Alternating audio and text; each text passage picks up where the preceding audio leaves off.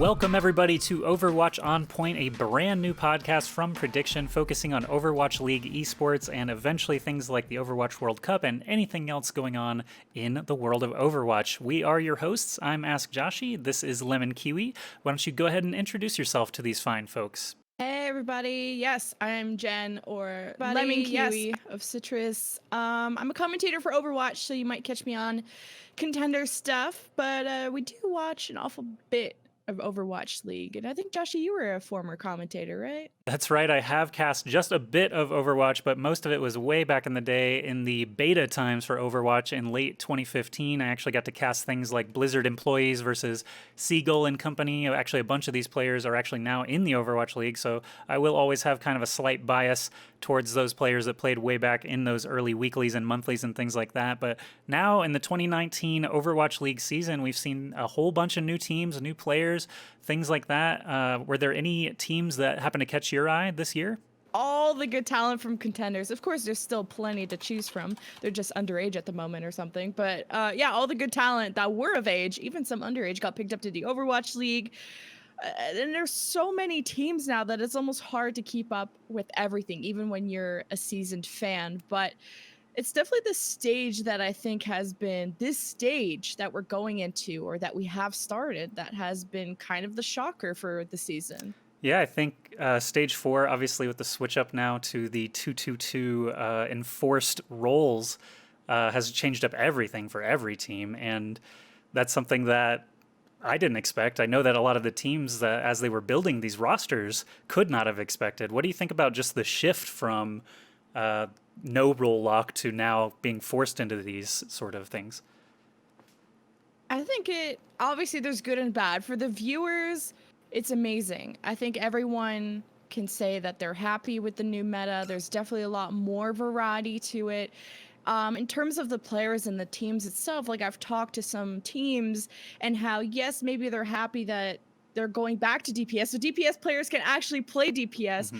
But for so long now, maybe even up to a year or something, we were in the GOATS meta, the 3 tanks, 3 supports. So a lot of DPS players had to learn Brigitte and Zarya, and they've been playing that for so long that shifting back to 2-2-2 has really set some teams behind. Although it is a positive change for the future, a lot of teams still have to kind of catch up. Yeah, I think there's actually just been a lot of controversy, maybe not controversy, maybe just a lot of Twitter whining. It's kind of hard to draw the line sometimes between what is actually an issue among the league and the teams and the players and what just happens to have a lot of vocal detractors, as it may be. So I know that Surefour, for example, he likes to tweet. Sometimes he likes to defend teams that don't actually need defending just because he reads too much Reddit or whatever it is. I think that the switch... Personally, I like to see it. I think that the 3 support, 3 tanks compositions were not really what people enjoyed playing or watching. So when it kind of dictated all the matchups and things, both in competitive and in Overwatch League, I think it just got a little bit stale. And I'm maybe a little bit biased there as well. I played the heck out of D.Va in competitive just because she's an all-around amazing sort of hybrid character, but I really would prefer just being Pharah all day long, and now I can do that again. I actually played a couple of the PTR 2-2-2 games, and when you lock Pharah, supports want to lock Mercy. It's actually heaven for Pharah players now. And it's actually great that they also put the lock into competitive. I'm not 100% sure if it'll be quick play too. I'm pretty sure it is. I haven't played a ton of PTR, but the fact that the casual audience can also replicate, kind of the environment that Overwatch League is having. So you're having the lock there, you're having the lock in the game itself, and Contenders and everything else will be following in suit. Because I know playoffs for Contenders will also be 2-2-2. I think, personally, I'm a fan. I think it is still kind of an experiment phase right now, and now we can kind of discuss what we have been seeing this stage now that the 2-2-2 lock is in play. We've seen, Titans and Excel have locked their spots, so they're really just, as Bren put it in the actual Overwatch League cast, Excel is kind of coasting. Titans are trying a couple of different things now. Now that they've clinched their spot, they're using like Sumin Su on Zarya instead of Janu, who's like an MVP candidate, just because they've clinched. And now Washington Justice is actually pretty much the biggest story of the stage, going from they're literally out of playoff contention to just having an amazing stage. What do you have to say about Justice, for example? I just can't believe how a meta shift has benefited. That's the team that's benefited the most out of this. I think like the casters were even saying that they've had more wins this stage than the entire season. You're like, oh, they're on fire right now, and they're still at the bottom of the season standings. So like you said, not in playoffs, but someone like Corey on the sniper has had one of the best sniper showings in all of the stage, and that's not something he ever got to play in the 3-3 meta. So just like we said before, there are so many teams that are being affected by this, not only in a great way but in a negative way, where Justice is having a perfect stage and someone like maybe like the Titans are still on top, but they're obviously struggling. They're not as dominant as they were before. And it is interesting, studying up for the show, so I don't sound completely ignorant at all times. I've realized, some of these rosters actually have 4 support players signed to the roster, or 5 tanks in one team's case. That's pretty ridiculous. And how do you feel as, the 5th tank player on your team when they change it from, a 3-3 sort of meta to now a 2-2-2? I gotta feel like a bunch of trades might be lining up here soon, just as a result of excess players in each role. Yeah, like just the extra fat. I definitely think there's going to be a lot of trades coming in eventually to fit this meta. And I've been hearing kind of around the vine of some teams trading to prepare for 3-3 and some teams trading to prepare for 2-2-2, where some teams thought 2-2-2 was going to come earlier, so they had maybe more DPS players and maybe worse Zarya players. But for the ones that have a million tanks, clearly they wanted backups of, okay, we want an amazing Hammond, because sometimes that's like a specialist you want on your team for Hammond 3 DPS, or you want your Rhine specialist, your Winston specialist, or just a backup tank, because if your tank goes sick or is sick, you're kind of screwed in the GOATS meta. And so having those backups is great. But now teams should probably focus on having now multiple DPS substitutes, where maybe like they'll have your Pharah specialist or your sniper specialist or your Mei. And I think, bringing us to the Mei Reaper topic, there's a lot of teams that are forced to play the Mei Reaper now. That's all of a sudden meta. Don't ask me why, because that's ridiculous in itself. I mean, I think of course it makes they're the sense, tanky but DPS. it's just kind of surprising. Oh yeah. It's kind of like, was it Fortnite GOATs is what people are calling it, with the walls and shotguns. This is what I like that. I kind of like that. I haven't heard that yet, but I did play a lot of Fortnite during the height of it last year, so that does make perfect sense with the walls and the shotguns. But like Reaper and Mei, they're essentially tank DPSs. If you think about it, like D.Va could almost be a hybrid between the two as well, but Reaper can heal himself and get away from things. He can break out with Ghost Form. Mei, very similar, right? She can get her own HP back with the Ice Block, put walls up like a tank, similar, at least to an Orisa or something like that. Obviously, you can't shoot through the wall, but you can at least block incoming damage when the ults start flying. And was watching just the matches on Sunday, and they brought up the point about the Mei wall being sometimes a hindrance to your own team. It's hard to communicate quickly. Hey, I'm going to put a wall right here. Don't use your Death Blossom, or don't use your whatever it is. What do you think about? Unless you can take it down really quickly. So if you make an oopsie, but yeah. But there's definitely some teams also struggling to incorporate the Mei, because as a DPS player, maybe not a lot of your time is spent practicing someone like a Mei, because that was, even when DPS was hot, Mei was rarely ever picked, except in some certain maps. King's Row comes to mind, or something like that. More of those flatter maps, because it was all about dive and who can get to that high ground. Mei was just kind of the one that you got out of spawn to help you get onto high grounds before Symmetra got her teleporter, so no one really knew how to play Mei. And it was kind of apparent. I think one person I watched recently, Decay, who's like an amazing Genji and all these other DPS players, but even just noticing how he was playing Mei, the use of his cooldowns, maybe wasn't comfortable on it. And now a lot of teams now, even though they have amazing DPS, also need to have a Mei specialist. Yeah, I think just watching recent games with May, like Carpe is playing May, and he's an insane Widowmaker. Like you would rather have him on McCree or Widow, I think, at all times, but the meta still doesn't really allow for that. Things are still just so tanky, so many barriers, and if your opponents are playing May and Reaper instead of a McCree, it can be difficult for McCree to really do anything. There was actually one point yesterday where he swapped to McCree from Reaper and just fell flat over and over. I think he got maybe one or two like Flash Plus headshots that were worth talking about, but every Deadeye got shut down. I mean, at least with Death Blossom, you can teleport into a sneaky spot, drop in, maybe get something before just teleporting out or, Wraith walking out. So I really enjoy May and Reaper. I'm not sad to see them as frequently as we are now, but Even Symmetra. yeah. We saw Symmetra, so I'm pretty hyped wherever the heck this is Yeah, going. and Farah again. I'm very happy to see Farah at all times. I think Hanzo is his stock has gone up, just being able to climb walls and get over the top of people. That projectile speed shots, everything like that. The dragon that's basically unblockable, becoming now a very valuable ultimate because of the way the meta has shifted. So some players really rejoicing, some players really kind of down and out at the moment because of this shift to 222. Excel and Titans, we'll start to segue now into our current playoff picture. I can show you guys watching the stream here on twitch.tv/prediction esports. There is a standings graphic here in just a second. What did I do with it? Drum roll. Did I? Oh, playoffs. trying to That's hype it. it up. There it is. Playoffs. Okay, so now the playoff picture right now essentially looks at the records of all the teams over the course of the entire season, not just Stage 4. And this is actually lifted from the broadcast yesterday after all the games were over. Titans and Excelsior have clinched their top two spots. So you can see the words Pacific and Atlantic next to their names because each division gets one clinched seed. Shock, being the number 3 team, has already clinched top 6, and all those others that say top 12, they actually still might have to do the epic play-in, as Overwatch League puts it. Epic. So that's the top 7 that you're looking at right there. Dynasty kind of right on the cutoff, and right below them is Shanghai Dragons. Gladiators are actually in the contention as well.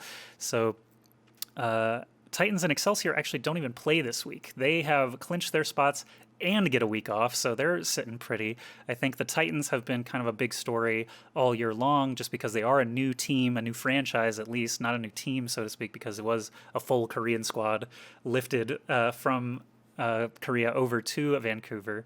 But they've been winning stage playoffs. I don't know that anyone expected them to be the top team in their first season. I think maybe for us contenders, weeboos, we were definitely cheering for the Titans, and it kind of was that foolproof thing that contenders teams can measure up to Overwatch League teams because Runaway was always so dominant, then they came and were just as dominant, and it's more because of they were walked into kind of like that 3-3 meta, where super lots of synergy within that team. They've been together for so long. And then walking into a meta where it was all about communication and synergy, less about, I wouldn't say less about the mechanics, but not as important as maybe the double sniper meta as it was now. So maybe surprising, maybe unsurprising if you've watched Runaway for a little while. So still very happy with how the Titans have done.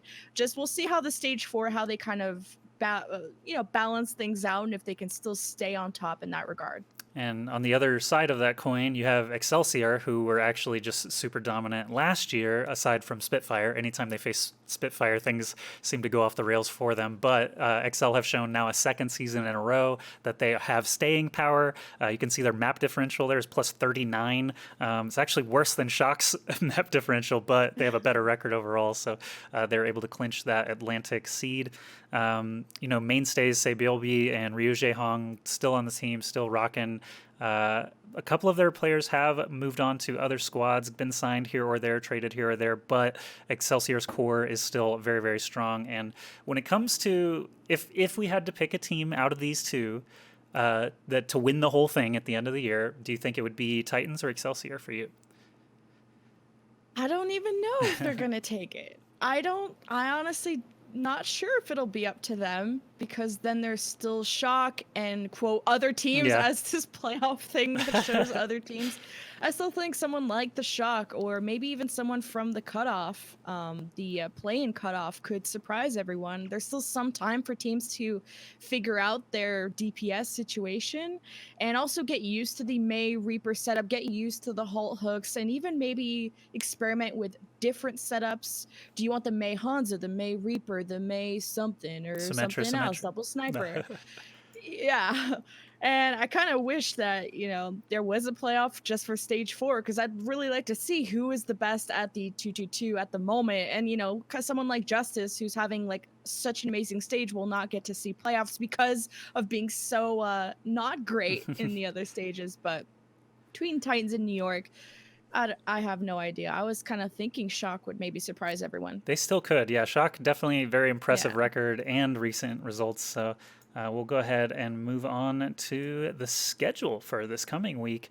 We mentioned Excelsior and Titans actually do not have to play at all, but here are the Thursday matchups, starting with kind of an unfortunate one. It's Uprising versus Mayhem, and these two teams have just been on the struggle bus lately. Mayhem have actually already been fully eliminated from playoff contention, but they did actually do pretty decently last week, beating Defiant and taking, they took one of these teams very close. Oh, Valiant. They only lost 1-2 to Valiant in last week's matches. So Mayhem feel like they're still playing as hard as they can, playing their hearts out. I think I like Mayhem over Uprising. How about you? Mayhem over Uprising, I don't know. I actually wrote that a game 5 to Mayhem, and that really kind of sucks for me because I was kind of really rooting for the Uprising at the start of them coming in. They look good on paper, but for some reason, I loved when Color Hex got to join the league. Again, big Contenders bias. And I really thought they had solid DPS players on paper, but for some reason it's not coming together on paper. And I don't want to blame is it the synergy of the team? Is it the coaches? Is it the meta? It's I have honestly no idea. And Mayhem, they're coming up a little bit, and they've added, I think Swoosh is now joining the Mayhem, or is kind of helping them out a little bit. So they're bringing back what they know best. So I said 3-2 Mayhem. All right. I think, yeah. So I guess we're in agreement there, even though it is a tougher one to call. Uprising are actually still playing potentially for that playoff berth for the play-in, but they have to face, Mayhem and Valiant later in the week. So we'll get to that in a bit. But Spark versus Fuel, I feel like this one's kind of a pushover. Spark has been looking great. Fuel has not been looking so great. Fuel actually last place in this stage. I think we're agreed on that one. Dynasty versus Dragons is a pretty interesting one, though. I think Dragons, they've shown a lot better games, obviously, this season than last season. It is kind of a entirely new roster, but Dragons are still Dragons, and now that they've had that taste of playoffs, Dynasty feel like they usually struggle in these playoff situations, so I think Dragons might actually have an edge here. I had no idea what to call for this match. I just kind of went on a limb and wrote 3-1 Dynasty, and I think it's really a toss-up. I didn't want to go for the game 5. Felt like Dynasty have looked better last week, but I wasn't sure. All right, and then we'll move on to Friday's games here. Friday we have starting off with Justice versus Rain. Now this is again an interesting one because Justice have not lost a match. They haven't lost a series in all of stage 4 since the 2-2-2 split, and Rain are still trying to make the playoffs cutoff, but they've got some very difficult matches this week as well. Yeah. I think we both agreed that Justice was going to take this. Just it looks so good. It's hard to really go against the stats right now, but Rain also on top. I don't think Rain has faced as hard of teams this stage, so I wasn't 100% sure they were gonna take this one. I think this will be their biggest test, so if they take it, then they look amazing for the rest of the stage. But Justice have beaten some of the best teams already in their schedules, so I gave the win to Justice. But that, again, I wrote game 5. That's gonna be a close one. Yeah, and just a little more context there. I don't think we mentioned it earlier. Justice 4-0'd the Titans, who now we've been singing their praises throughout this broadcast already. So Justice really, really looking scary. And just last week, managed to take out both the Outlaws and the Uprising in those matches.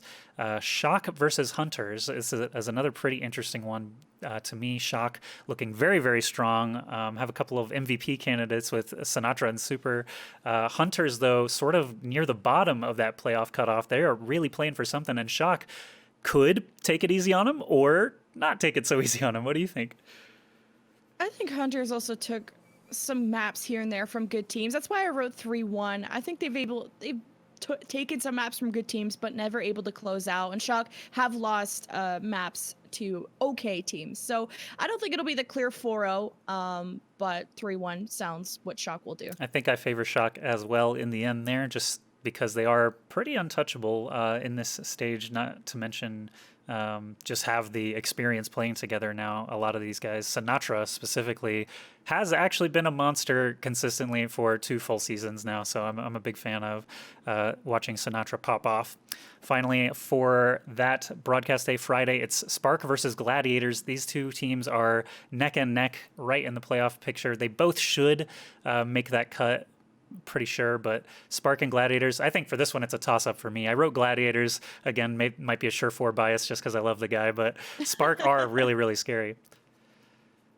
Yeah, I think for me, I picked Spark just because Gladiators looked a little messy on the May Reaper, as I mentioned last week. If they stick to the May Reaper, I'm not sure they'll pull out the win, but if they do what they do best, like the Genji, the Sombra, anything but the May Reaper, I think Gladiators can get ahead, but Spark looks stronger in that meta. Yeah, both teams do need wins, so curious to see how that's going to go. And actually, I don't think either of them play another match this week, so this is going to be their only match for both sides, so they need to make it count as we get closer and closer to these playoffs. There's really only 2 weeks left of regular play, to keep that in mind. So it's coming down. It is coming down to the wire for a lot of these guys. Saturday, we have, starting off, Dragons versus Eternal. This one, to me, looks pretty cut and dry. I think, again, the Dragons are in a playoff position that they really, really want, and Eternal have kind of dropped off a bit. Eternal, it's weird. That's another team that I think looks so solid on paper that I thought looked so strong at the start of the season.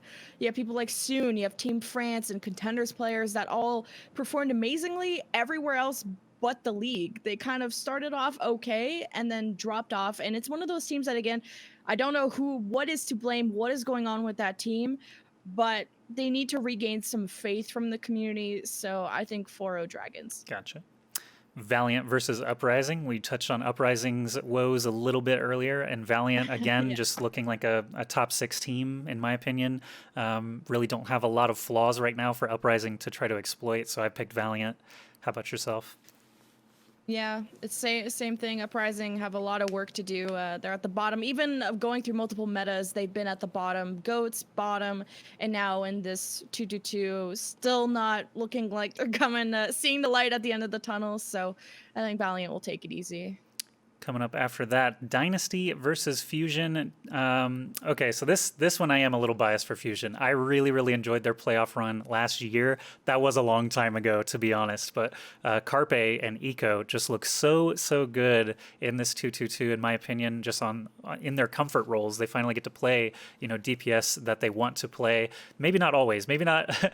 Maybe Carpe doesn't always want to play Mei on control maps and things like that. But when the McCree pops out or Hanzo, either one of them, I think, can run away with it. And Boombox and Neptuno have just looked incredibly good as supports for as long as I can remember. So I give a slight edge to Fusion in that match. I do see it going either way as well, but Fusion, I'm just going to hope for the best. These guys need a win as well to try to get into that playoff contention.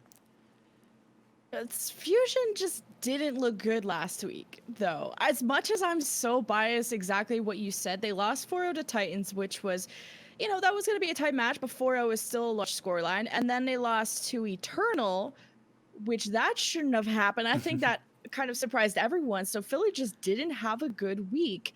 So it's either they bounce back and they just smash this, or they're on a downward spiral. And I gave the win to Dynasty there in a game 5. But it's again, how are Fusion going to bounce back from the week that they had? That is a fair point. And for reference, guys, Fusion did lose to Eternal. They got to a game 5, but again, I don't think they should have lost that. And the match against Titans, the first map looked really good for Fusion. They ended up losing. I believe it was every round was 100 to 99. So sometimes that happens on control Close, maps. yeah. But after that, you could tell they lost a bit of their steam, and Titans didn't. So every map after that just went quicker and quicker in the Titans' favor. But Fusion, I just hope for the best for those guys. I think they're a really good squad, and Eco and Carpe, I just love watching. So would be happy with either result. I think Dynasty, again, still very strong team. Sometimes falter in playoff spots, but we're not quite to the playoffs yet, so Dynasty may just knock them out. Hunters versus Outlaws. Again, Outlaws, this is their first match of the week, only match of the week, but they have been eliminated from playoff contention. There was a little bit of weirdness last week revolving around Jake and Lynxer's roles. No public information really, other than there's some stuff going on. Don't take it too hard on them, etc. But Outlaws, they got eliminated from playoff contention last week. I don't see them being the Hunters here. I think Hunters will take it. Yeah, the personal issues they're having, I think, Jake, kind of what you said, that they're having clearly some personal issues, something happening behind the scenes. I don't know if it's family related, team related, or what, but when you have those internal issues, you just can't put your full focus in the game. And maybe they can squeeze out a map if they try their damn hardest. But with issues going on, yeah, I also gave it to Hunters. All right, and then closing out this week's matches, our Sunday games, we've got Rain versus Spitfire. And Rain, again, in that position where they kind of need to win every match they can, and Spitfire are kind of like a final boss for them. Spitfire really haven't slowed down a whole lot. I think I still favor them here. Yeah, Spitfire in a recent match, they took, the one I was kind of basing this off of is they took Titans to game 5, and Spitfire just played their best in that particular match of week 3. So I felt like they could easily do the same thing against Rain. Again, I still gave the win to Rain, but I think Spitfire just had a really good week, and I think they're doing well on the DPS. But Rain are still just at the top of the standings for a reason, but I think that'll be one of the closer series for that week. Next up, it's Justice versus Eternal, and this is, again, kind of the pushover match, only based on recent results. If you looked at their entire season results, you're like, I don't know, maybe Eternal has this, but Justice, this stage, have just been dominating, and they have, Justice has a lot of very strong individual players, so it kind of makes sense to me that the 2-2-2 is favoring them a bit more. They haven't had as much time together as some of the players on Eternal, actually, as French nationals, have been playing together for like 3 years, and Justice is kind of a hodgepodge, in my opinion. But I do have Justice beating Eternal again. Yeah, I mean, Justice have been beating so many good teams. It's more of the question, can Eternal take a map? Where I had currently 4-0, but kind of looking at their last week where they took a map off of, or in week 2, they took a map off of NYXL. In week 3, where was this matchup? They won in game 5 against Philadelphia Fusion. So I'm wondering, can Eternal maybe get a map off of that just by studying the series and just by playing really well? But Justice have just been 4-0ing kind of everyone at the moment. So much faith into Justice right now. All right, yeah, I think Justice will keep that momentum. Eternal are in a spot where they're not, fully eliminated. They do have something to play for, and maybe Justice finally get tired of winning. I don't know. It could happen. Well, next up, we've got Mayhem versus Defiant, and this is the battle of the unplayoffables. Mayhem, I do favor just a little bit. Defiant have looked really not great this stage, I think. So I gave an edge to Mayhem, but not really based on much. Either team, I think, could come out here. Yeah, those are both teams still trying to figure out both eternally what they're doing, maybe roster-wise what they're doing, coaching-wise what they're doing, and this meta could favor either team. This was kind of a toss-up, and I still went with Mayhem. Defiant have so much more work to do. And finally, last game of the weekend will be Charge versus Fuel. I think that's just going to be another feather in the cap for Charge, as they're looking really good. I'm happy that Froggy and Bishu are doing well over there on tank roles. Maybe they haven't gotten as much playtime just yet, but this could actually be a good opportunity for them to get some playtime against Fuel, who have been faltering lately. Oh yeah, is Fuel even out They're of playoff not, contention? but they're basically out of, like, they can't lose anymore. Fuel is near the bottom of the possibles. They're just on the cutoff. Yeah. Yeah, they're just on the cutoff. So I think with all that pressure, it's like a must-win situation for Fuel. And I think I kind of wrote 4-0, but now I'm thinking they could maybe do even better than that. Charge just looks so good, and I kind of said this already. Fuel have so much faith to regain from the community, and just maybe as a team they need to have faith in each other. And going into a meta like this, they're putting a lot more faith on someone like Zachary, who was stuck on kind of the Brig role for so long, and now as the main Mei player, he kind of is a lot of the setup, the risks, the winning conditions for the team. So as long as Zachary, performs, I think they could do well. All right, I'm going to put up that playoff picture just one more time. That wraps up all our predictions for the week's matches, but this is, again, just kind of a snapshot of what we're looking at right now. Titans and Excel have clinched their spots. May take it easy, may not. They really, they're sitting pretty, and they don't have any games this week. So next week they might just be on an extended bye, so to speak, and rest up for the playoffs, or they might just continue trying their hardest to roll that momentum into the actual playoffs. Shock are looking pretty. Gladiators, Spark, Spitfire, Dynasty, the next four. I feel like, in my mind, they're all pretty equal. After those top three, you kind of have that tier 2 setting there with those teams. Shanghai Dragons very close behind, but again, I think that's pretty much what we're looking at as a sort of top 6, top 7 possibilities there for what we end up seeing in the playoffs in a couple of weeks. But that is pretty much it for our topics today. Jen, was there anything else you wanted to bring up before we kind of bring this to a close? Yeah, this short and sweet episode, as we will kind of air on the same times on Mondays, 1 p.m. PST, just going over not only the reviews and maybe the hot topics, both in-game and out of the game, but also do our predictions. And once more people come in here in the chat, we can actually interact and maybe kind of battle you guys in the chat of who we think is the better team. I know there's some bias of Blevins with the NYXL there, and Hurix just, has no wrinkles left in his brain, but he loves goats. He does love goats. In fact, he does. Ooh, tormented gnomes. Gnomes, that's too early for me. Tormented gnomes in here.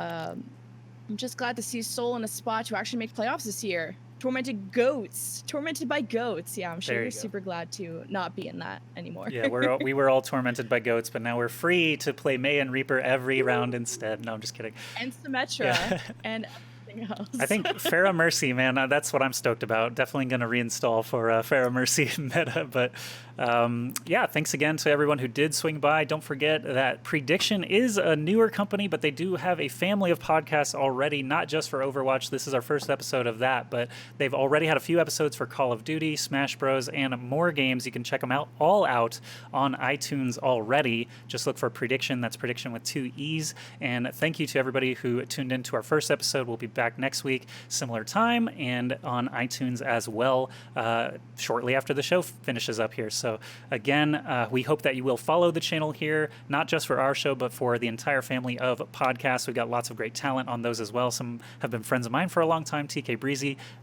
specifically on the Smash Show, I think is just a fantastic commentator and host. So stick around, watch more Prediction as the weeks continue here. We only have a little bit of Overwatch League left before the playoffs, but that just makes it more and more exciting.